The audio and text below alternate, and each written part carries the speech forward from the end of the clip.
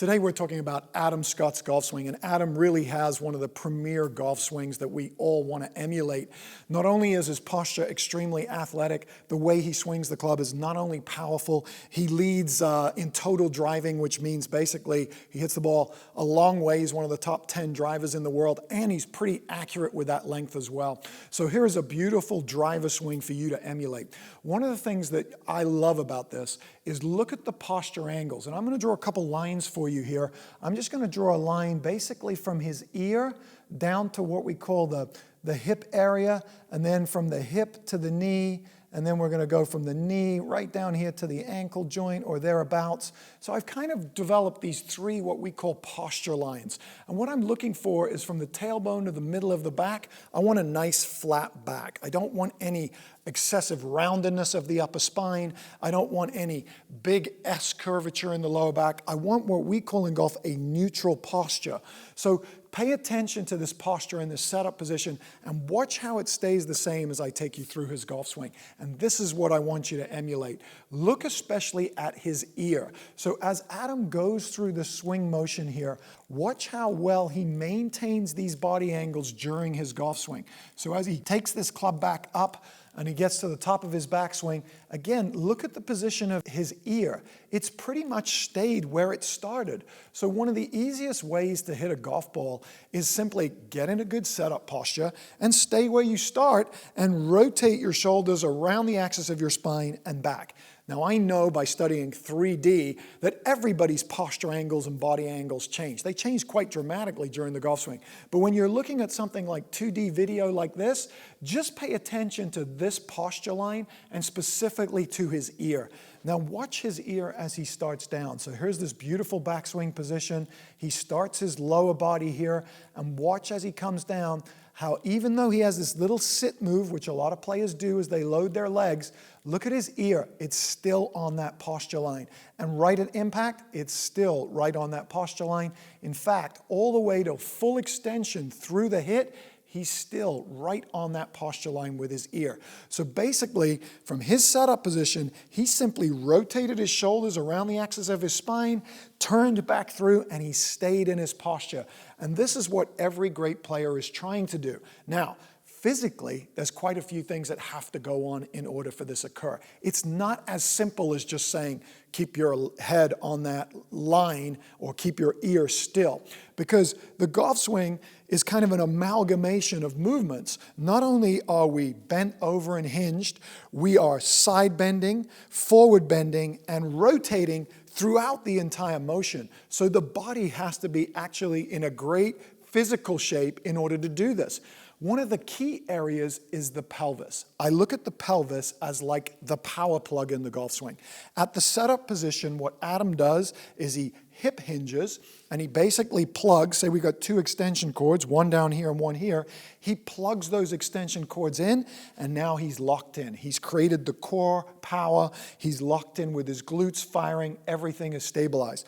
During his golf swing, he keeps this plugged in. If during any part of the swing he was to stand up too early, move closer towards the golf ball, arch his pelvis in any way, the power would come unplugged. He wouldn't be able to stay on that posture line, and as a result, he wouldn't have the power that he has, he wouldn't hit the golf ball as far as he does, and he wouldn't be one of the best total drivers in the world. Okay, so Dave just got done talking about Adam Scott and some of the great things he does that makes him such a phenomenal player. And the main focus was posture and being able to maintain posture. Well, now we're here at Tiles Performance Institute's 3D Bay, and I want to talk a little bit about how players maintain this posture. You know, we always talk about it's great to do, but how come I can't do it as an amateur? Well, one of the things that we've found, and we take our players and we hook them up under motion capture, and we're able to study what happens inside their body and how flexible they are. One of the things that's very obvious with Adam Scott is he is literally one of the most flexible players on tour. That is not usually the case for most of us who play golf on a daily basis. Flexibility is something that's very challenging for a lot of us. But that flexibility is really the key to being able to maintain posture. And I want to show you two key areas where that flexibility is important. The first one we're going to talk about is the hip. Now, Dave talked about maintaining the flexibility in the pelvis. Now, let me explain that. If I were to stand up, Dave said that in the posture, in Adam's posture, that he maintained a very stable pelvic tilt, pelvic platform. What we don't want to see is we don't want to see the right hip get too high in the backswing. That's something that a lot of us do every day when we play golf.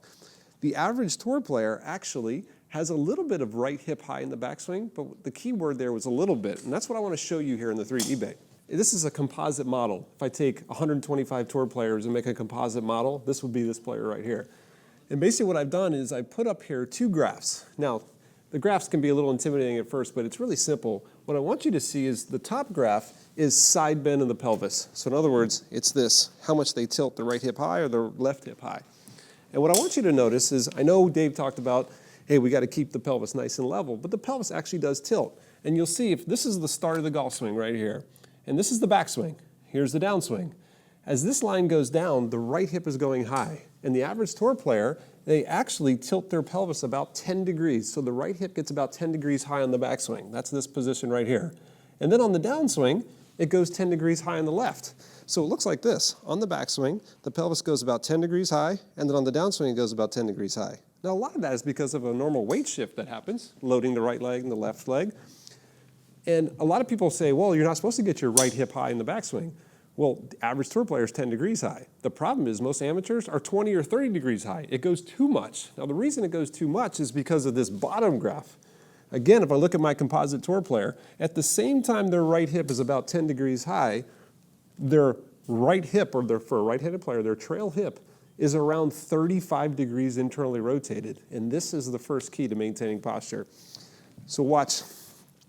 As they rotate, they create an incredible, what's called internal rotation into that trail hip, about 35 degrees. Most people walking around don't even have 35 degrees.